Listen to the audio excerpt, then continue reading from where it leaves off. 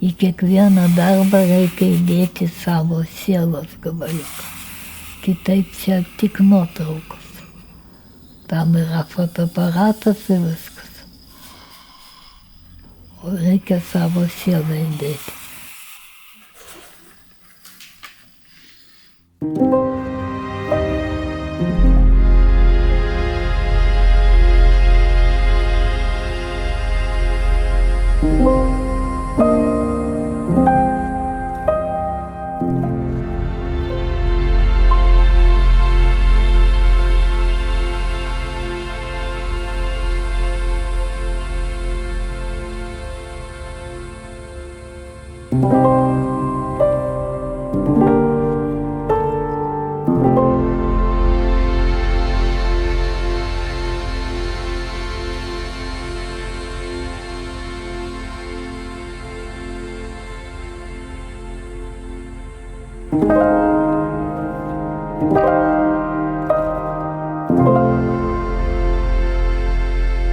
Taip, kad iš tikrųjų tokių kūrėjų kaip Mina vienetai. Iš tikrųjų vienetai pasaulyje.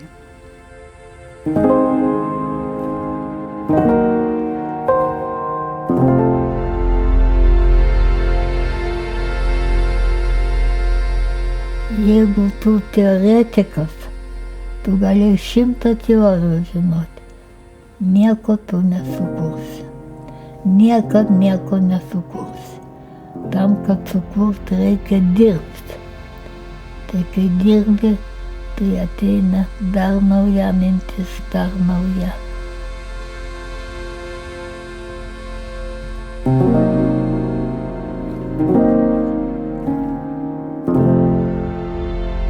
Tu kuri, tu tampi tiesiog įrankiu. Tu tampi tiesiog įrankiu tų jėgų, kurios per tave veikia.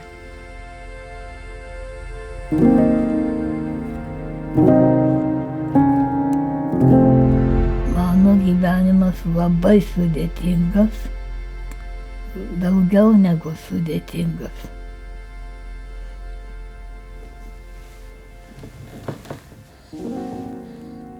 Ir kai pagalvoji, kodėl aš ką dariau, neįmanoma suprasti. Kūrėjas yra pirmiausia tas žmogus, kuris pradžioje jisai sukuria save patį.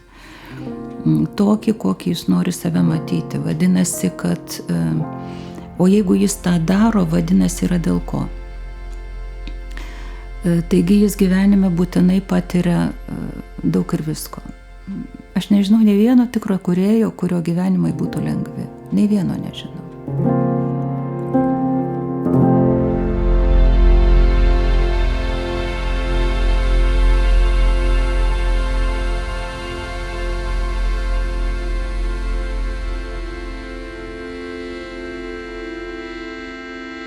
Atėjo mokytoja и sako, я даю сочинение на домашнюю тему, но у вас в классе никто не умеет рисовать. Aš sakau, я умею. Он pats mergos klausė, argi tu moki, sakau, mano mama gerai moka. Jinai nupaišys. Ir aš nieko nesuprastama, ką darau. Turėjau tokį, vaikišką sąsiuvinį. Ir pradėjau žiūriu ir paišau. Ir žiūriu, kad negalima atskirti, kur aš paišiau, kur atspausdinta. Visai atsitiktinai. O kai pradėjo kopijuoti, tada jinai taip susižavėjo ir jau jai mokslas buvo nebeįdomu. Jinai tiek įsitraukė į piešimą, kad jinai viską kopijuodavo. Kopijuodavo, kol nepradėjau pati piešti.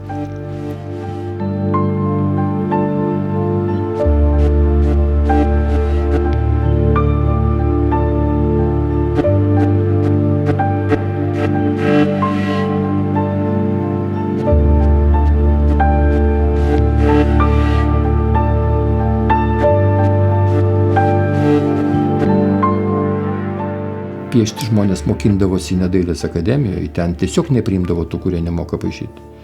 Tai šiandienos akimis žiūrint, aš manau, kad studentų tiesiog nebūtų. Nes tiek tūkstančių valandų į savo gebėjimo, netgi jeigu tu esi talentingas, išvystymą nieks neskiria, nes nori tapti žvaigždė per vieną telešou.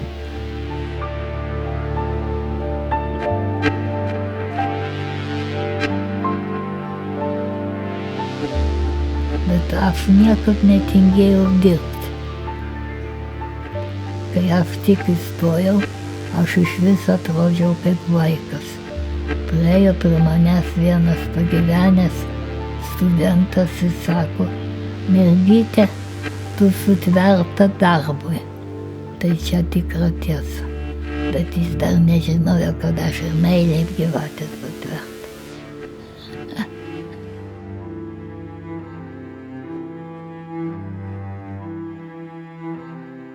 Mina gyveno taip, kaip jinai norėjo. Jinai visada gyveno savo darbą, nes tai jai buvo visas gyvenimas. Dirbo atvira savo širdim, taip ir mylėjo atvira širdim, viską mylėjo. Ir džiaugiasi jinai kaip mažas vaikas, kuris, jinai taip ir neužaugo. Jinai visada buvo vaikas, jinai visada buvo atvira. Tai mane labai žavėjo. Žavėjo, nes išlikti vaiku tai ne taip paprasta, natūraliam, nes vaikai tai yra natūralus. Jie viską rodo taip, kaip jie jaučia. Taip ir Termina visada rodė tą, ką jausdavo. Ir kuria, ir žaidžia, ir gyvena. Viskas kartu. Jam tampa tie 3 žodžiai sinonimai.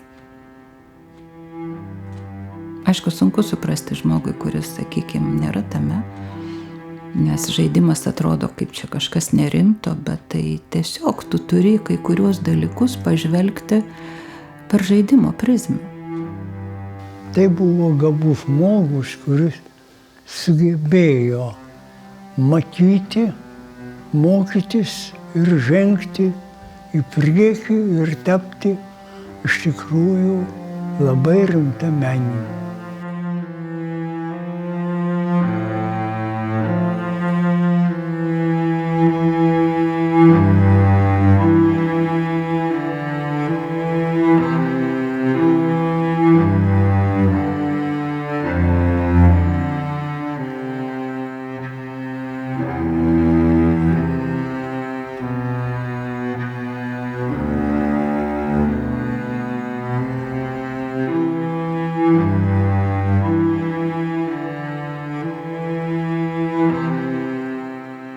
Pas ją gyvenime buvo labai daug stebuklų jos gyvenime, kurie įvyko.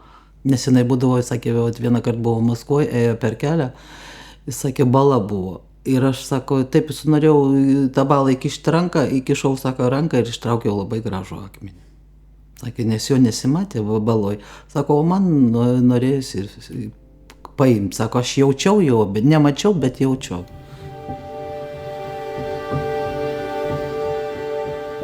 Ir tas akmens harmoningas grožis, tai buvo Minos, jos meno pagrindas. Mano įkvėpimas yra kiekvienas akmenukas. Ir koloritai, ir formos. Minai gamta tai buvo įkvėpimo šaltinis ir jinai, taip akmenis, tai vat mes kadangi per akmenis suėjom, tai vat būtent akmenis, jinai būdavo pasiima akmenį, ten mato tame akmenyje visko. Ir jinai paskui visą tai išpiešia, ką jinai mato. Tai vat pasiima mažą akmenėlį, gaunasi šventykla, pasiėmė mažą akmenėlį, gaunasi dangus, pasiėmė ten vėl, gaunasi spiralė.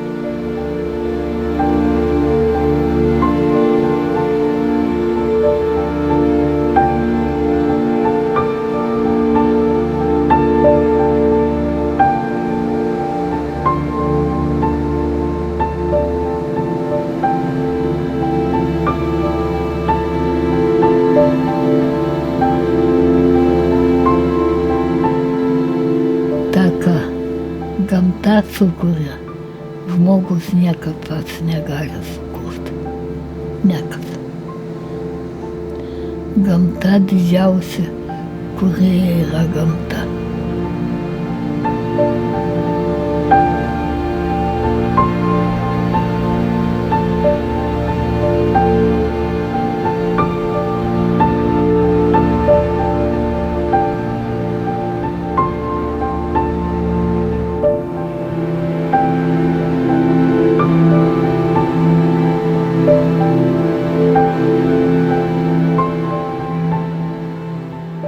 Atrodo, paprastas akmenukas, ką ten galima sukurti. O jinai sukurdavo tokias pasakas, tokias grožybės iš to akmens. Jinai matydavo visai kitus vaizdus.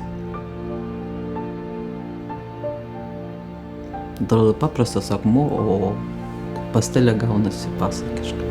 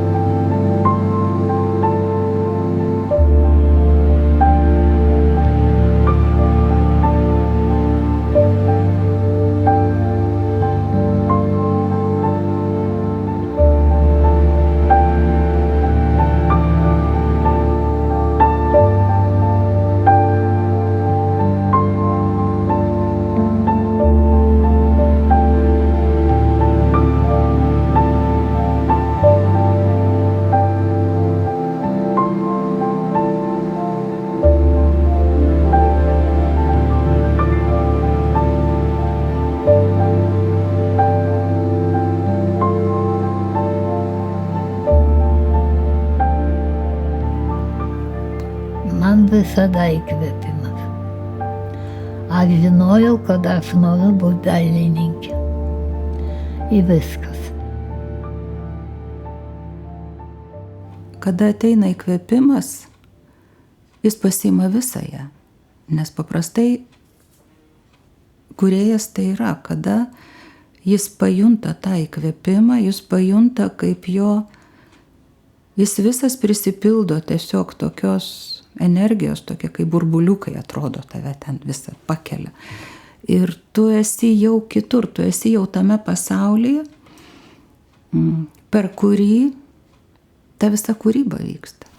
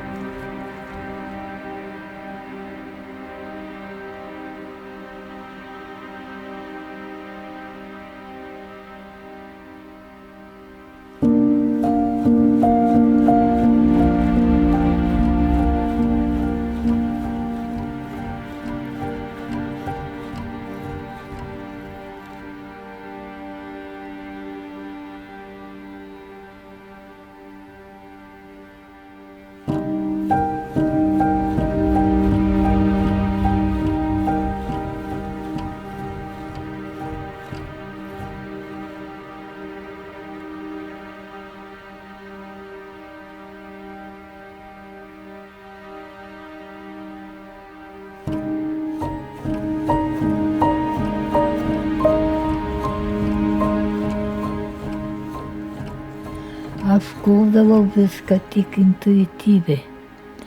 Niekad nemokėjau paaiškinti. Niekad.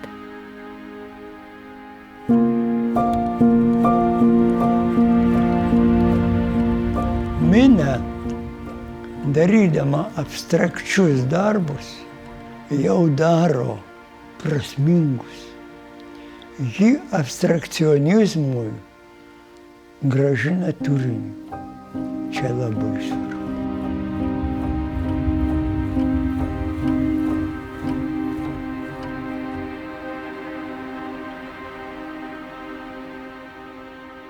O tu palygink tikro kūrėjo darbą ir vat kažkokio plagiatoriaus arba to, kuris savo emocijas ištieškė ant popierių. didžiulis skirtumas. Arba būna, sakykime, žmogus įvaldęs puikiai techniką, bet tie darbai tušti, jie šalti. O Minos darbai visi šilti, kadangi ji pati tos meilės kupina buvo.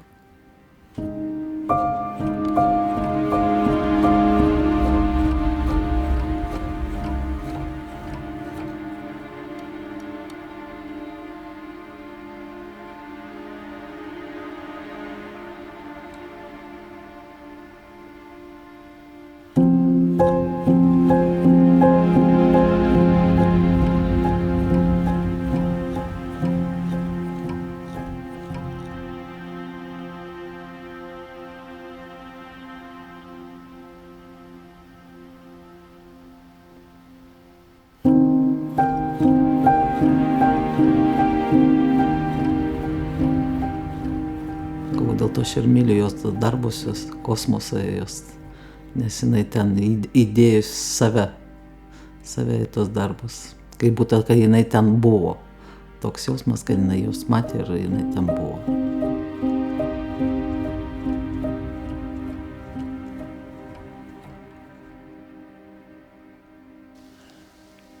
Kai pavyksta darbas, tai kartais, ar čia aš padariau, ar kas man padiktavo.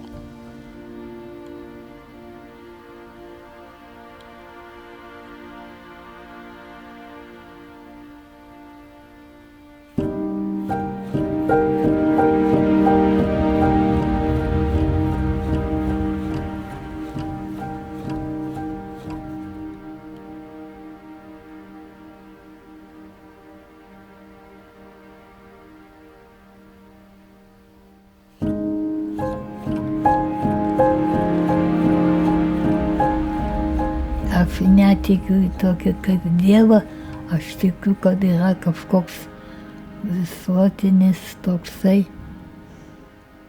informacinis laukas. Va kaip.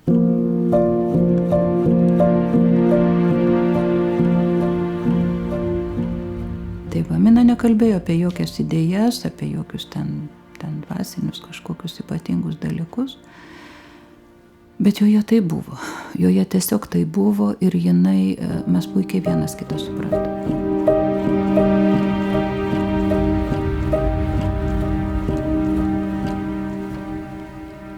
Taip, jinai visada sakydavo, kad aš tikiu, kad yra kažkas, tai yra aukščiau, yra tas, kas mūsų sukūrė, viską tą aš tikiu. Šitai jinai niekada neigė, bet jinai neįvardijo, kas tai yra. Bet kad yra, tai jinai visada tikėjo. Tikėjo stebuklais, tikėjo visko, nes tų stebuklų jinai daug matė gyvenime.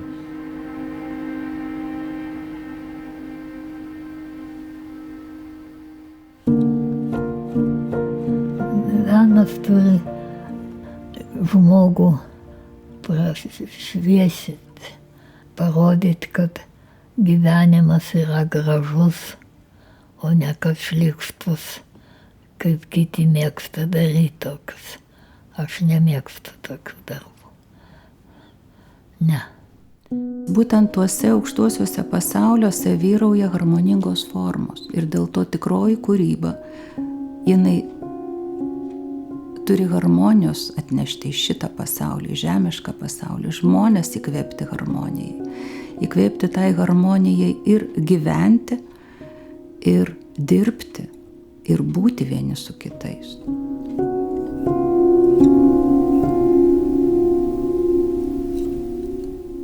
Pasaulio ateitis ne postmodernizme, o pasaulio ateitis yra harmonija, o norim ar nenorim, kiekvienas iš mūsų turbūt puikiai žino, kas yra destrukcija ir kas yra harmonija.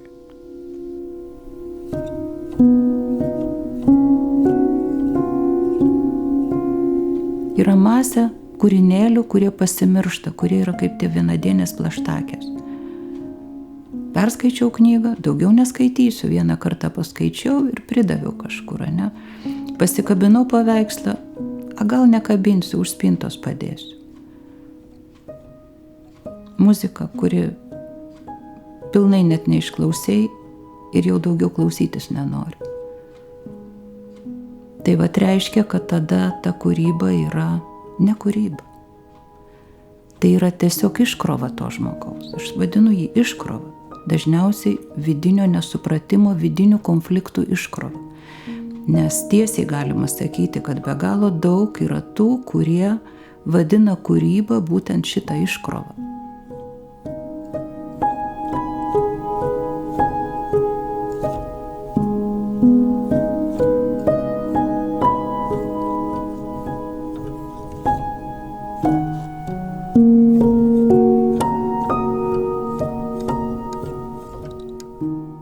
Kurt tik kada gera nuotaika, kada myli, o ne kada persiduoda pyktis.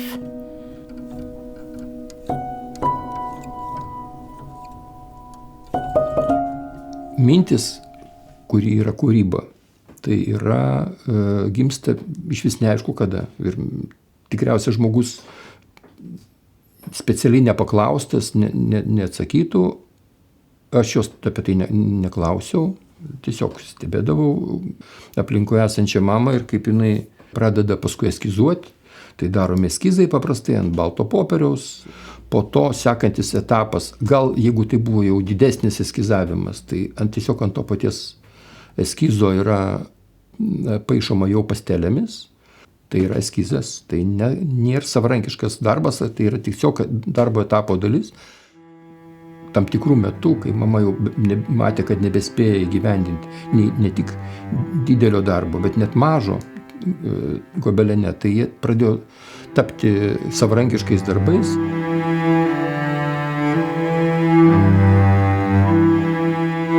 Paskui yra daromas vadinamas kartonas, ant jo yra pagal eskizą užpaišomas piešinys ir tada pagal tas linijas yra piešinio keitimo metu, tu matai, kurioje tu darbo vietoje esi, kad išsaugo tas proporcijas ir visa kita. Ir audimo metu visą laiką žiūrima į tą savo eskizą. Eskizas nuolat nešiojamas į virtuvę, kur stovi toks katilas, reiškia, 50 litrų, kurį mes su tėčiu užkeldavom ant viryklės, su visas 4 skylės uždegi, kad jisai ten šiltų ir ten dažomi siūlai. Dažoma, fiksuojama, džiovinami kieme, prikabinamos virvės tokios, nes paskui tu esi jau to nudažymo kokybės auka. Nes tu gali naudoti tik tai tas spalvas, kurios tau gavosi. O turint omeny tą pustonių kiekį, kuriuo reikia, tarkim, audžiant, pereiti nuo iki tam tikram fragmente, tą pačią spalvą pereiti. Tai čia yra didžiulis, sudėtingas darbas.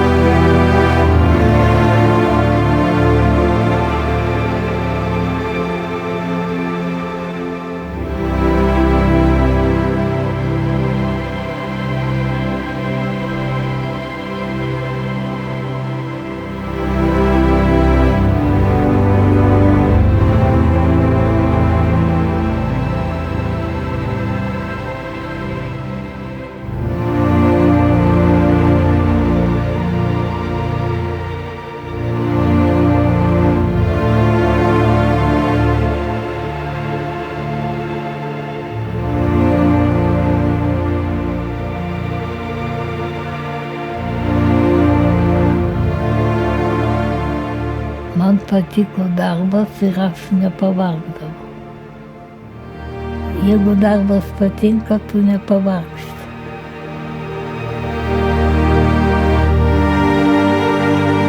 Kaip jinai sakydavo, man duoda viską iš aukščiau. Aš pasijungus esu su kosmosu.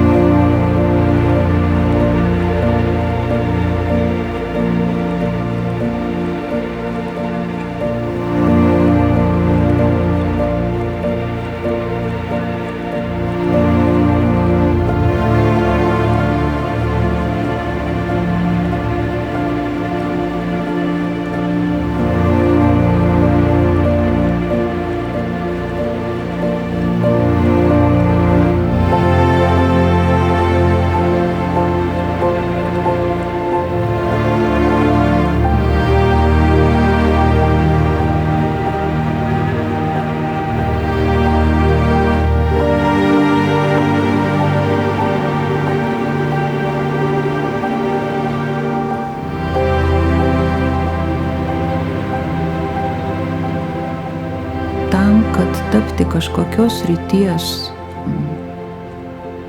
nepabijokim tokio žodžio, genijum,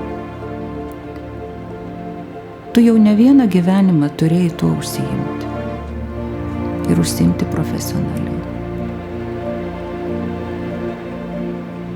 Ir tada kažkurį gyvenimą visi tie sugebėjimai, visa tai tiesiog sužydė. Tam, kad žmonija toliau galėtų perimti visą tą palikimą ir naudotis. Iš čia mes turime tuos kūrinius, kurie lieka šimtmečiais paskui.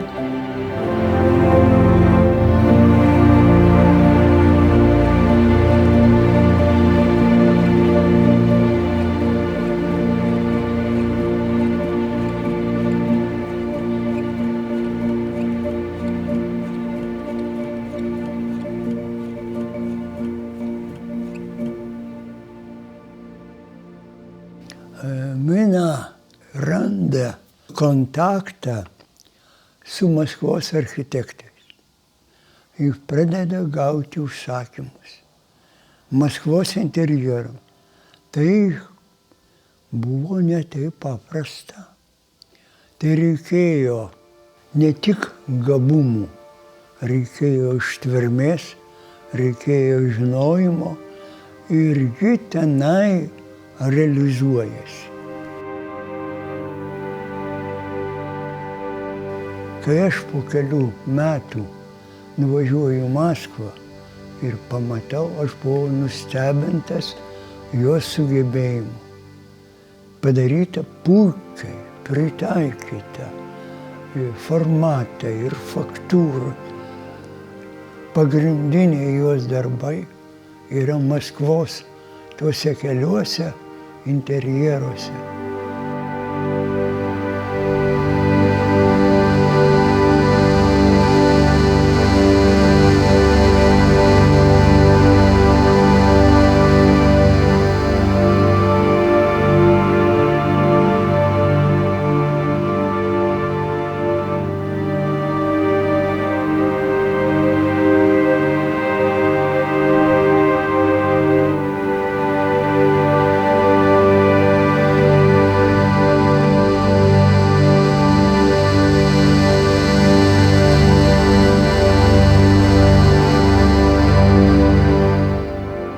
Mano mamos darbai būdavo labai dideli ir užtat jinai su savo darbais persikrausto iš taikomosios dailės to suvokimo į tokį monumentalų, kuo operuoja architektai arba skulptoriai didelės formos.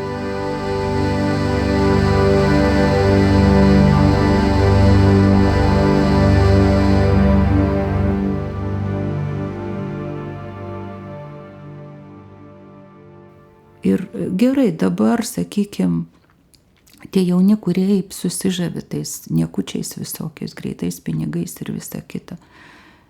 Bet jie nesupranta, kad jie praras savo užsimezgančius sugebėjimus šitokiu būdu. Nes gyvenimas nėra juodraštis, gyvenimas yra švaraštis. Žmogui atrodo, kad aš pradėjau gyventi ir tas gyvenimas tęsis nežinia kiek laiko, o jis gali taip staigiai nutrūkti.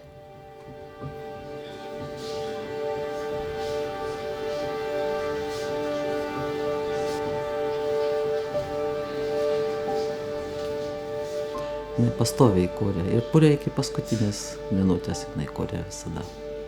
Jinai vis kažką matydavo, jinai sakydavo, aš tiek matau gražių dalykų ir kad jos visus įgyvendinti. O tai jai buvo sunku prieš galvą, kai, sakau, negalėdavo dirbti. Menininkas turi tą privilegiją, kad kai jis išeina pas poną Dievą, jo darbai lieka.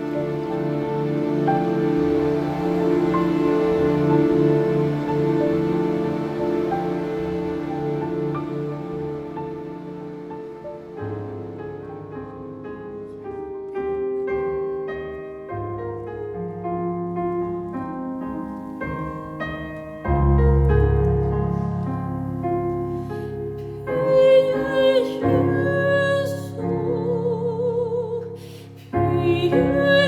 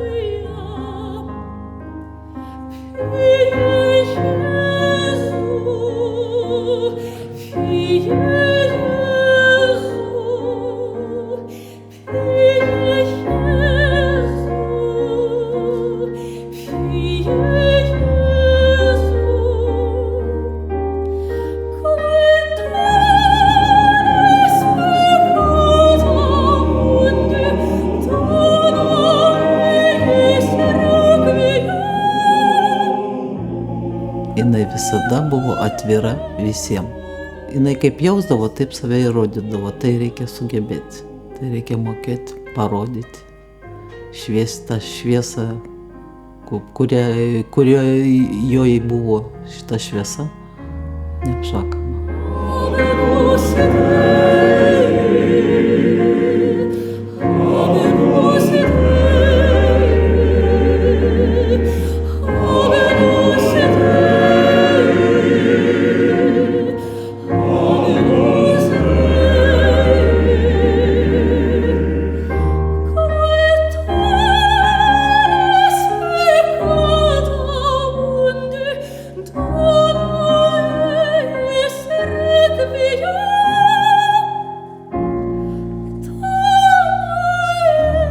Tikroji harmonija, kuriai atsiveria tikri menininkai, jinai gali įkvėpti tą dūžtantį pasaulį, vėl atrasti harmoniją. Tokia yra tikrosios kūrybos paskirtis. Ir Minos kūryboje visa tai yra.